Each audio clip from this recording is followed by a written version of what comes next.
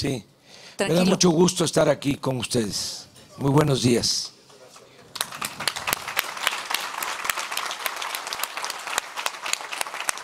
Te preguntaba si cansado porque pues las giras son intensas, son pesadas de un lado a otro.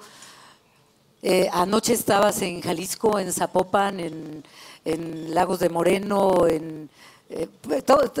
todas esas partes de Jalisco que también ya te las conoces, ya son 3 vueltas del país, ¿no? Sí, ya iniciamos la campaña, como se sabe. Iniciamos nosotros en Ciudad Juárez hace 9 días y hasta ayer hicimos 18 actos. Estuvimos en Chihuahua, Ciudad Juárez, en Cuauhtémoc. Estuvimos también en Nuevo León, en tres actos.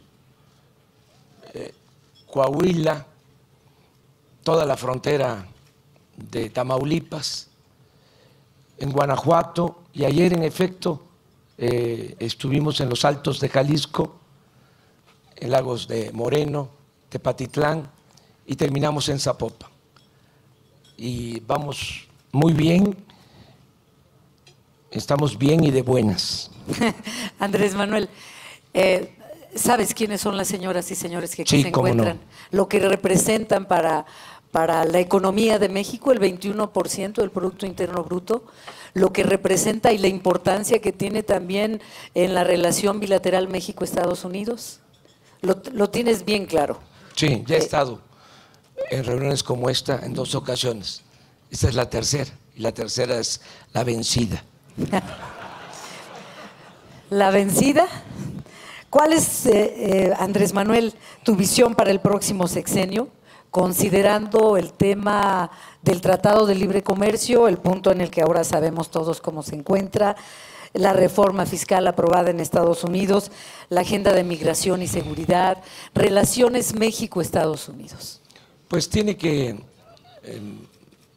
buscarse una buena negociación del tratado.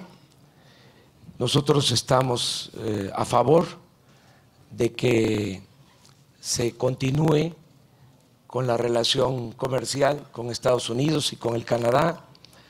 Queremos que haya una revisión de los acuerdos, pero que no se cancele el tratado. Estamos esperando los resultados. Tengo información que ya se han avanzado algunos acuerdos, ya se tienen algunos acuerdos, Sí. no se han dado a conocer por razones que desconozco. Debería de haber más información para que no nos vayan a sorprender con un acuerdo que no sea benéfico para el sector productivo del país y también para nuestros socios comerciales. Andrés Manuel. Nosotros, te aclaro, estamos esperando que se informe sobre cómo va la negociación y deseamos que se puedan firmar estos acuerdos después de la elección presidencial. Antes de que termine país. este año, ¿tú crees? Sí. Cuando dices que ojalá haya un buen acuerdo para todas las partes, ¿a qué te refieres? ¿Qué sería un buen acuerdo para ti? Que se mantenga abierta la posibilidad de hacer libre comercio entre los 3 países, que no haya aranceles para mercancías, productos que se estén fabricando en nuestro país, que no se cierre la economía estadounidense, que también se contemple en el tratado comercial lo relacionado con el asunto migratorio y con los salarios de los trabajadores. Buscar en la medida de lo posible que se homologuen salarios, porque los salarios en nuestro país son muy bajos, son de los salarios más bajos del mundo y necesitamos que se fortalezca el mercado interno y esto pasa por mejorar los ingresos de los trabajadores. Sí es importante que haya maquilas, que estemos produciendo en México, pero no se puede estar pagando a los trabajadores de las maquilas 800 pesos a la semana. Eso no es justo. No es posible que un trabajador en México gane 10 veces menos que lo que gana un trabajador del otro lado de la frontera. Estos son temas que hay que tratar y fíjense lo que son las cosas. Tengo información que el presidente Donald Trump está planteando que mejoren los salarios de los trabajadores mexicanos. En eso coincidimos. ¿Y hay diferencias? Sí, desde luego. Pensamos que no es correcta la política de maltrato a nuestro país. No merece nuestro país, nuestro pueblo, un trato discriminatorio. La relación bilateral de México, del gobierno de México con el gobierno de Estados Unidos, tiene que fincarse en el respeto mutuo y en la cooperación para el desarrollo. Lo que ha venido sucediendo en los últimos tiempos, pues no es lo deseable para una relación. Nosotros, a pesar de que tenemos diferencias con el presidente Peña, ahora que se pronunció pidiendo respeto en la relación bilateral, apoyamos ese pronunciamiento. Podemos tener diferencias, pero en estos casos es necesaria la unidad. Desde luego, tenemos que cuidar la relación con Estados Unidos porque es fundamental. Tenemos que buscar siempre una relación de amistad con el gobierno de Estados Unidos, una relación de amistad con el pueblo estadounidense y una relación fincada, insisto mucho, en la cooperación para el desarrollo, que se puedan resolver los problemas de migración, de inseguridad, de violencia, con desarrollo, con empleo, con bienestar, no con muros ni militarizando la frontera. Está demostrado que la paz y la tranquilidad son frutos de la justicia. Si crece la economía en nuestro país, si se generan empleos, si hay bienestar, van a ser menos las presiones migratorias y desde luego vamos a enfrentar el grave problema de la inseguridad y de la violencia. Andrés Manuel, el tema de la competitividad. Hablas de generar empleos, de mejores salarios. La pregunta es, ¿cómo? Impulsando el desarrollo. Una falla, entre otras, muchas, de la actual política económica, es que no se promueve el desarrollo. Los economistas que manejan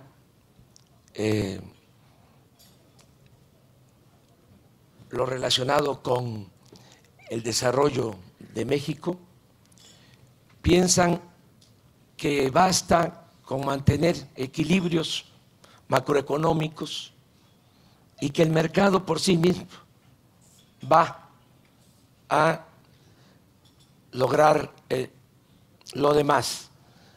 Es decir, que va a haber inversiones, va a haber empleos y de esta manera va a haber crecimiento.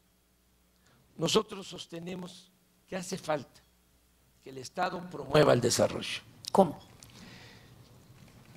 Buscando que haya inversión conjunta entre el sector público y el sector privado, incluso con la participación también del sector social. ¿La hay o no la hay en México? No la hay. ¿Y lo que hay en la actualidad qué es entonces? Pues poca promoción al desarrollo y por lo mismo poco crecimiento. No hay que olvidar que llevamos 30 años con este modelo económico y en términos reales no ha habido crecimiento de la economía. De esto se habla muy poco. Hemos crecido a tasas del 2% anual en los últimos 30 años, pero si descontamos el aumento en la población, el resultado es cero crecimiento económico. México es de los países con menos crecimiento económico en el mundo y no ha sido así siempre. Nosotros, cuando nos preguntan cuál va a ser el modelo económico que vamos a adoptar, cuál va a ser la política económica que se va a llevar a cabo, yo hago referencia a lo que fue el modelo llamado de desarrollo estabilizador. Durante mucho tiempo, en los años 60, 70, México aplicó una política económica que le permitió crecer a tasas del 7% anual. Pero lo más interesante es que ese crecimiento se logró sin inflación, sin devaluaciones, sin aumento en la deuda pública. Se le conoció a ese modelo como el milagro mexicano. Podrán decir lo que quieran los actuales tecnócratas, pero en 30 años no se han tenido esos resultados. No ha habido crecimiento en la economía y ni siquiera ha habido estabilidad en variables macroeconómicas. Yo atribuyo, entre otras cosas, a que el Estado ha dejado de promover el desarrollo. Lo que nosotros proponemos es que aumente la inversión pública. Tenemos presupuesto suficiente. El presupuesto de este año es de 5.300.000.000.000, pero la mayor parte de ese presupuesto es gasto corriente, es pago de servicio de deuda, transferencias a estados y municipios y mucho gasto corriente. Solo el 8% del presupuesto total es inversión pública. ¿Qué es lo que estamos proponiendo? Reducir los gastos del gobierno para tener más inversión pública, utilizar esa inversión pública como capital semilla y convocar a la inversión privada para financiar el desarrollo.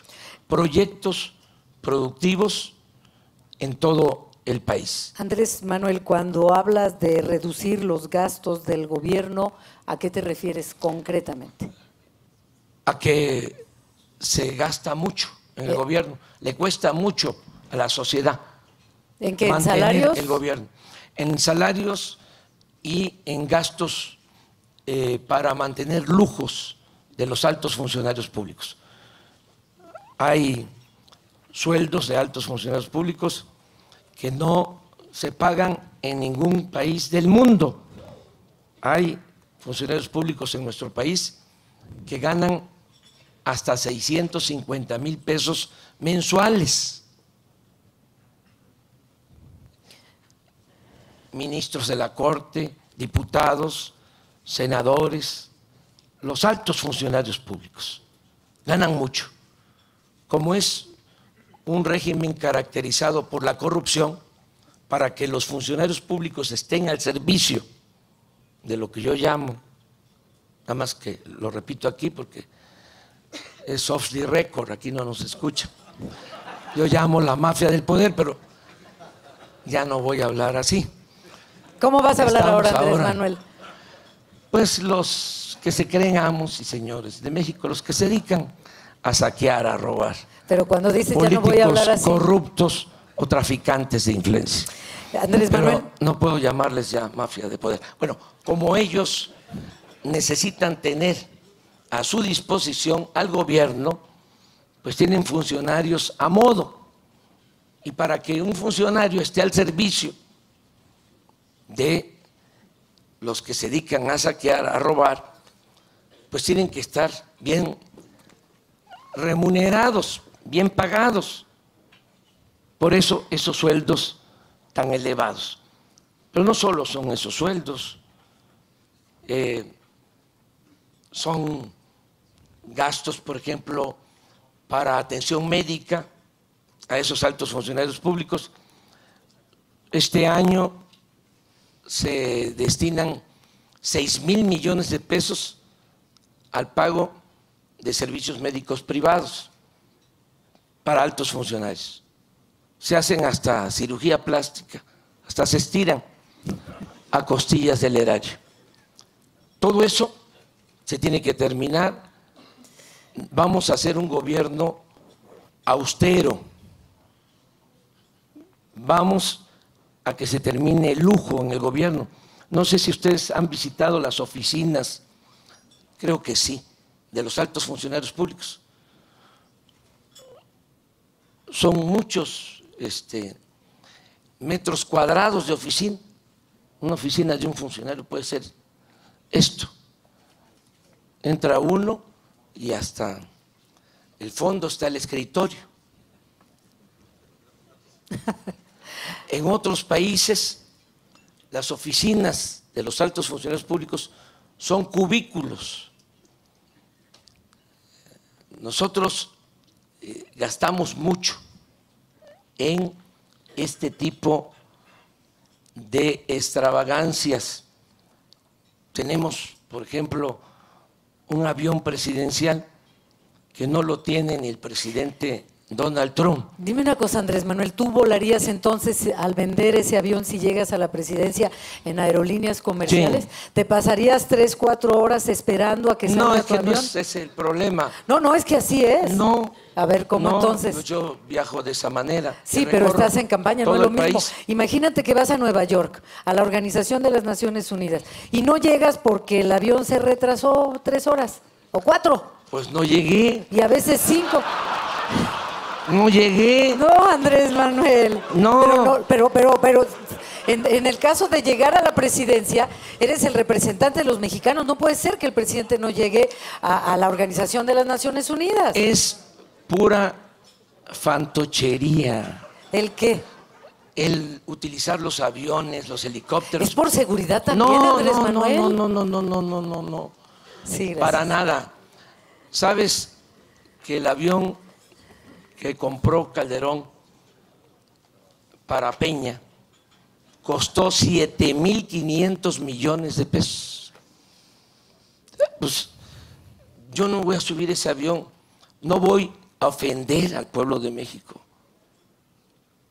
Imagínense un avión para 280 pasajeros, que en efecto no lo tiene ningún presidente, ningún primer ministro, ningún jefe de Estado en el mundo.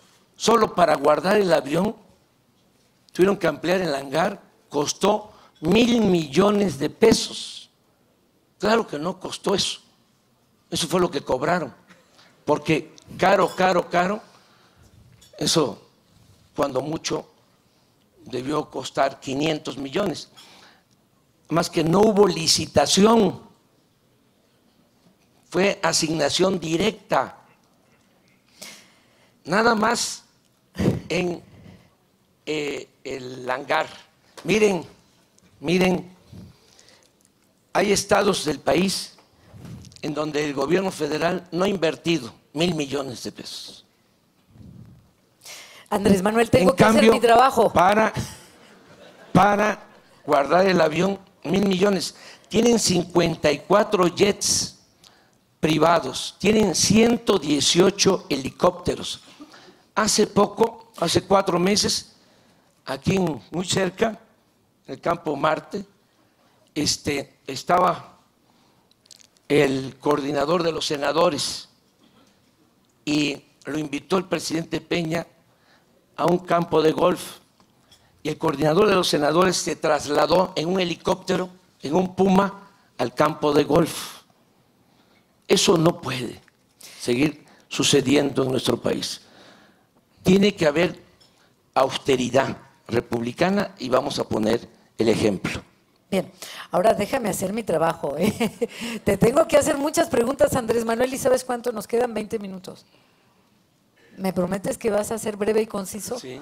Yo no hablo de corrido, ofrezco disculpas. Ya lo sabemos, pero ¿cómo te explico? Hay muchas inquietudes, muchas.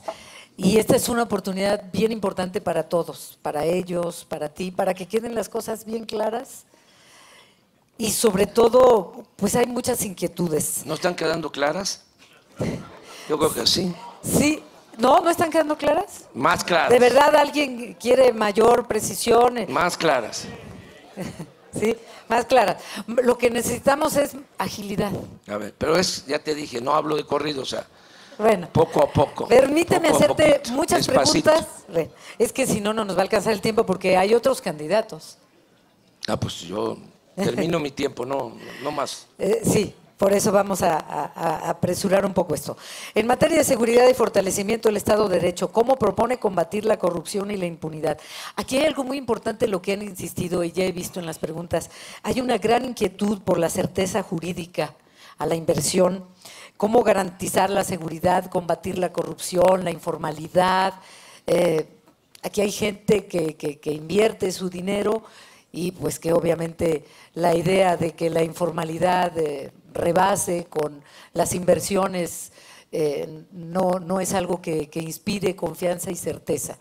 ¿Cómo? Los cómo de esto, por favor. Sí, miren, más allá de que estamos en procesos electorales, que hay campaña, yo quiero recordarles que goberné esta ciudad y que mantuve una muy buena relación con inversionistas nacionales y extranjeros y no hubo ningún problema, y llegó la inversión extranjera como nunca a la ciudad, y les pido que revisen los datos que hay sobre mi gestión al respecto. Nosotros vamos a ser respetuosos de la legalidad. Queremos, y por eso luchamos, que haya un auténtico Estado de Derecho en el país, que no hay Estado de Derecho. Lo que hay es un Estado de chueco, de cohecho. Entonces queremos que se respeten las leyes, que se respete la Constitución, que al margen de la ley nada y por encima de la ley nadie. De modo que no debe ser motivo de inquietud el que se esté buscando un cambio en el país, porque va a ser para bien de todos y desde luego va a ser para bien del sector empresarial. No estamos nosotros en contra de los empresarios, de los comerciantes. Nosotros estamos en contra de la corrupción, de la riqueza mal habida, porque ese es el cáncer que está destruyendo a nuestro país. Ese es el principal problema de México. De modo que van a haber garantías para la inversión, no se va a cometer ninguna arbitrariedad. Vamos a actuar siempre a partir del marco legal vigente. Les diría que ni siquiera, como es costumbre, vamos a iniciar el gobierno con reformas legales, porque el problema de México no son las leyes están bien hechas, no hay ninguna ley que diga que está permitido robar. El problema de nuestro país tiene que ver, repito, insisto, con la corrupción. No vamos nosotros a iniciar con reformas, muy pocas reformas. ¿Cómo cuáles? Por ejemplo, vamos a terminar con fueros y privilegios y vamos a reformar el artículo 108 de la Constitución para que el presidente en funciones pueda ser juzgado por corrupción. Porque en nuestro país no se puede juzgar al presidente en funciones por corrupción. En otros países están en la cárcel presidentes. En nuestro país está legalizada la corrupción para los niveles más altos de la administración pública, es decir, para proteger, para dar impunidad al presidente de la República. Entonces vamos a gobernar con el ejemplo, vamos a terminar con todos esos fueros, con todos esos privilegios, para que de esa manera haya un auténtico Estado de Derecho. ¿Cómo justifica la inclusión de Napoleón Gómez Urrutia y Néstora Salgado, acusada de secuestro en las listas de candidatos plurinominales de Morena al Senado? Estamos buscando la reconciliación en el país y nos estamos uniendo. Están participando en nuestro movimiento de todas las clases sociales, de todos los sectores económicos, les diría de todos los partidos, porque están participando militantes del PRI, del PAN,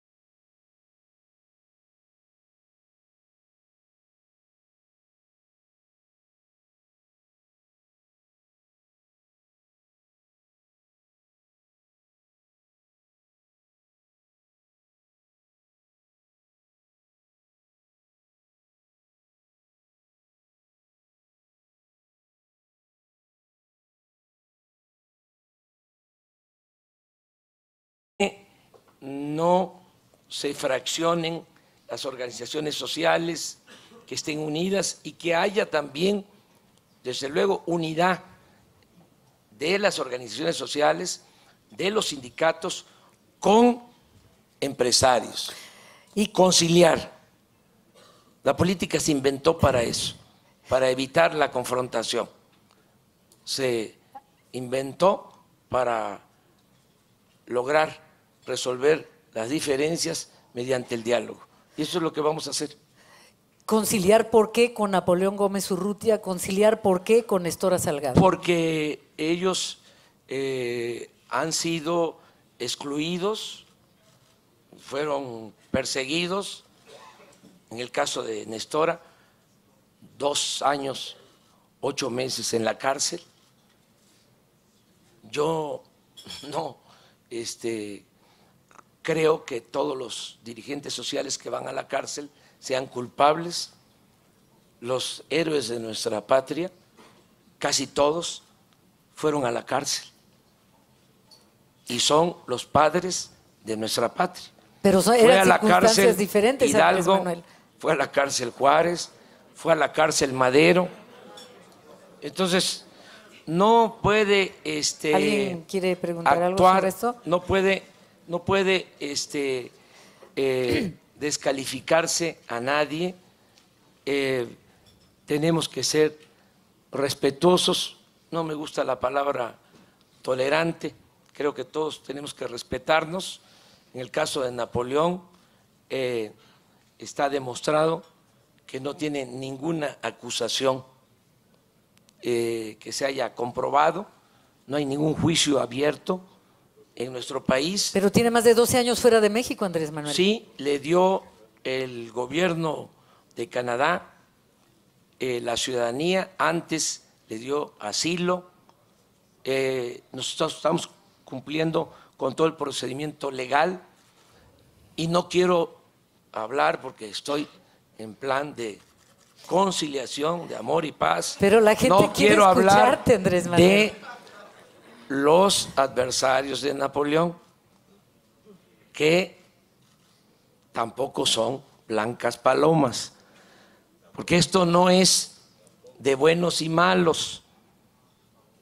No hay que ver las cosas de esa manera, no hay que hacer maniqueos, hay que ver las cosas como se presentan y tener un criterio más amplio, no apostar a polarizar, buscar entendernos respetando la legalidad. Gracias. Y buscando la conciliación.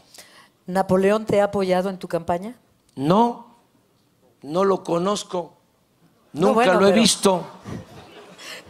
¿Y por qué sin conocerlo lo tienes como senador? Porque fue víctima, según nuestro punto de vista y respeto a quienes opinan distintos, fue víctima de persecución y en este país se tienen que garantizar las libertades, se tiene que garantizar el derecho a disentir. Todos tenemos derecho a participar y no se debe de utilizar el aparato del Estado para perseguir a nadie. Andrés Manuel, más preguntas, y esta pues es una clásica que no podía faltar.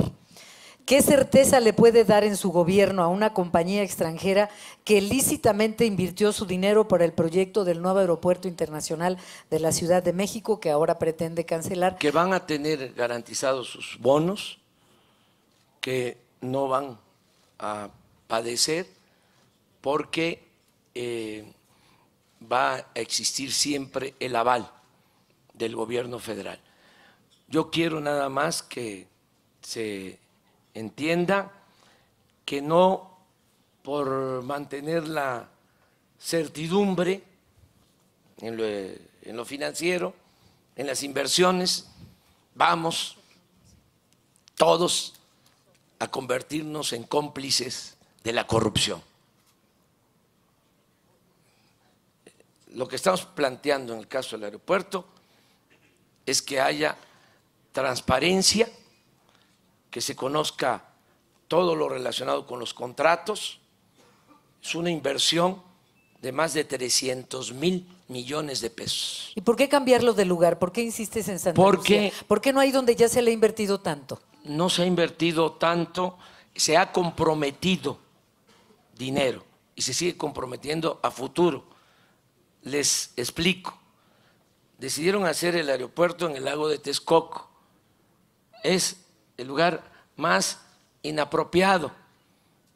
Se puede hacer un aeropuerto en medio del Océano Pacífico o del Atlántico, además que cuesta mucho. pues es lo que decidieron aquí, hacer el aeropuerto en el lago de Texcoco, donde no hay tierra firme. Pero hay si alguna cimientos. vez a 50 metros de profundidad. Entonces hay que rellenar. Están acabando con todos los cerros de la región, solo para rellenar. Y hay un problema serio de hundimientos. Hay estudios del Instituto de Ingeniería de la UNAM que así lo demuestran. Hay hundimientos hasta de 1 metro por año en esa zona. Si ustedes van a Texcoco, que sería muy bueno que visitaran Texcoco, es un pueblo con mucha tradición histórica, cultural, en el camino van a encontrar que la carretera está completamente hundida, constantemente se está hundiendo. Es la zona menos apropiada.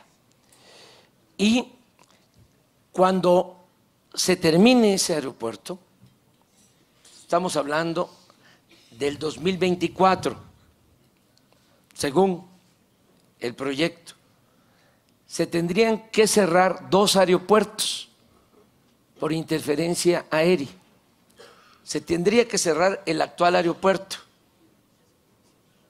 Acabo de hablar de que en ese aeropuerto ampliaron el hangar presidencial y costó 1.000 millones. En ese aeropuerto hace 8 años se hizo la Terminal 2, costó 10.000 millones. Todo eso, toda esa inversión se iría a la basura y se tendría también que cerrar el aeropuerto militar de Santa Lucía. Esto resulta pues un absurdo. ¿Cómo hacer 2 pistas y vamos a cerrar 2 aeropuertos con 3 pistas? ¿Qué es lo que nosotros proponemos? En el aeropuerto militar de Santa Lucía hay 3.000 hectáreas. Eso no lo sabe la mayoría de los ciudadanos. El aeropuerto actual tiene 600 hectáreas, tiene 2 pistas. El aeropuerto de Santa Lucía tiene 3.000 hectáreas, 1 pista. Tierra firme. Lo que proponemos es hacer 2 pistas en el aeropuerto de Santa Lucía y resolver el problema de la saturación del actual aeropuerto.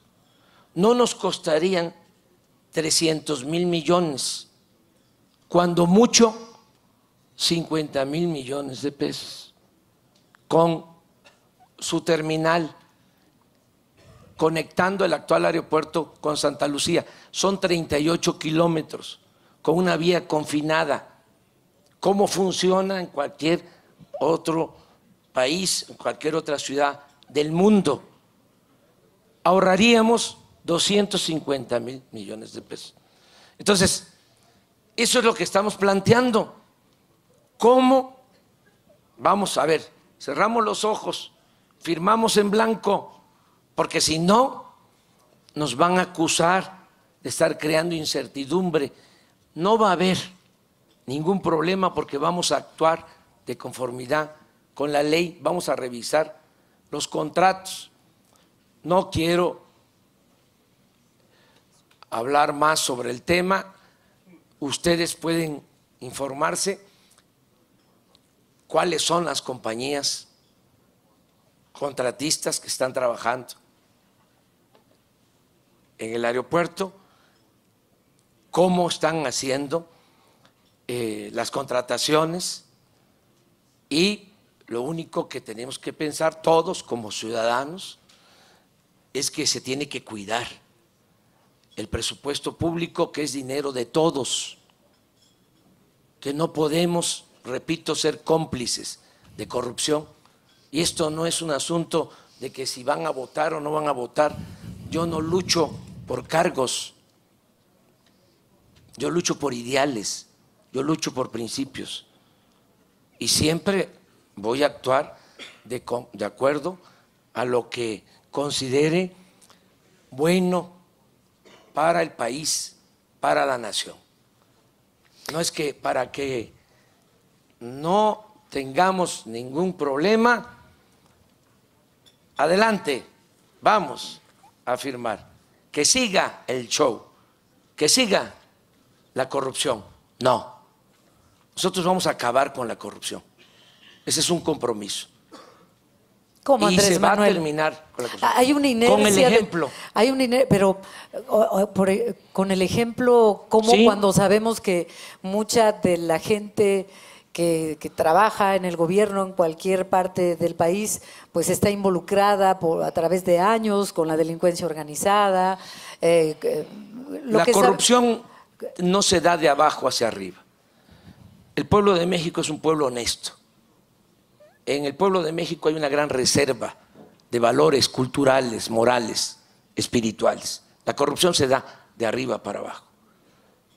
Si el presidente es corrupto, los gobernadores van a ser corruptos, los presidentes municipales también. Si se da el buen ejemplo arriba, va a haber orden, va a haber honestidad. Una vez le preguntaron a una alta autoridad que sí qué opinaba de la corrupción y contestó que la corrupción era parte de la cultura del pueblo de México. Y en abono a esa persona, así piensan otros, nada más que no lo dicen. Este lo soltó porque es muy franco. ¿Quién era este Andrés Manuel? El formalmente más importante de México, el que detenta el poder en el país. Bueno, pero se puede acabar con la corrupción. Y también, porque abundan los cuestionamientos acerca de los cómo. El principal cómo es que el presidente sea honesto. De eso depende, de que haya la voluntad para no permitir la corrupción. Nosotros vamos a acabar con la corrupción. Si me dicen, a ver, usted no habla de corrido, pero dígalo así, rápido, ¿cuál es el plan que tienen, qué ofrecen, qué es lo que van a hacer? Acabar con la corrupción. Ese es el plan. Y lo vamos a lograr. Y les invito a eso, a que hagamos ese acuerdo entre todos, gobierno y ciudadanos, sociedad y gobierno, todos, a poner por delante la honestidad como forma de vida y como forma de gobierno. Y ahí está la clave para lograr el renacimiento del país. Está demostrado que en los países donde no hay corrupción, no hay pobreza, no hay inseguridad, no hay violencia. Suecia, Dinamarca, Noruega, Finlandia, Nueva Zelanda, no tienen corrupción y no hay pobreza y no hay inseguridad. En esos países donde no hay corrupción, la clase mayoritaria es la clase media. Nuestro país, desgraciadamente, por la corrupción, la clase mayoritaria es la clase pobre. Pero nosotros tampoco, tenemos que acabar con ese cáncer que es la corrupción. Y si acabamos con la corrupción, no vamos a requerir de aumentar impuestos. ¿El narcotráfico? Tiene que ver mucho también con la corrupción. ¿Por eso? Porque esos se países venden que las mencionaste plazas. No tienen narcotráfico. Se venden las plazas por los políticos corruptos. No hay frontera entre delincuencia y autoridad por la corrupción. Tenemos que tener un verdadero Estado de Derecho, acabar con la corrupción, que es, repito, insisto, el principal problema del país. No le anden buscando por otro lado y no estén pensando que la corrupción es únicamente la mordida problema principal son las tarascadas. Aquí me llevaría toda la mañana hablándoles de negocios que se hacen al amparo del poder público, de políticos y traficantes de influencia. Les puedo hasta probar que los negocios más jugosos del mundo, los más lucrativos, se hacen en México, se han hecho recientemente en el país, con utilidades, con cantidades sorprendentes. Bueno, ¿qué no fue un escándalo lo de Odebrecht? Están presidentes en la cárcel. En nuestro país no hay nadie en la cárcel y está probado que funcionarios del más alto nivel recibieron sobornos. Ese es el problema de México: corrupción e impunidad. Y solo hay dos opciones, dos alternativas. Se los digo con toda sinceridad. Más de lo mismo, ya saben, hay 3 candidatos que representan más de lo mismo. Quieren un cambio, que se acabe con la corrupción, que se acabe con la impunidad, que haya Estado de Derecho, que haya justicia, que actuemos con humanismo. Existe otra opción, que es la que representamos nosotros. Ahí se los dejo de tarea. Muchas gracias, de todo corazón. Gracias. Agradecemos a nuestros invitados por compartir sus reflexiones y les pedimos permanecer en el estrado para recibir un reconocimiento. Que no te vayas, Andrés Manuel. Acabamos de escuchar a Andrés Manuel López Obrador, el candidato de la coalición Juntos Haremos Historia. Andrés Manuel, en este encuentro, en esta charla con la periodista Adriana Pérez Cañedo, dijo al iniciar que se encuentra contento y bien, y además seguro de que la tercera es la vencida. Habló, por ejemplo, entre los temas económicos, de las negociaciones del Tratado de Libre Comercio de América del Norte.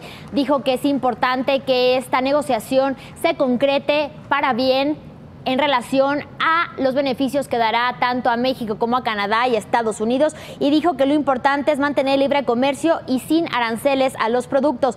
Otro de los temas que abordó y que fue cuestionado fue el del nuevo aeropuerto internacional de México. Dijo que hay certeza para los que ya han invertido en este macroproyecto de que a través de los bonos ellos podrán pues mantener su inversión. Escuchemos.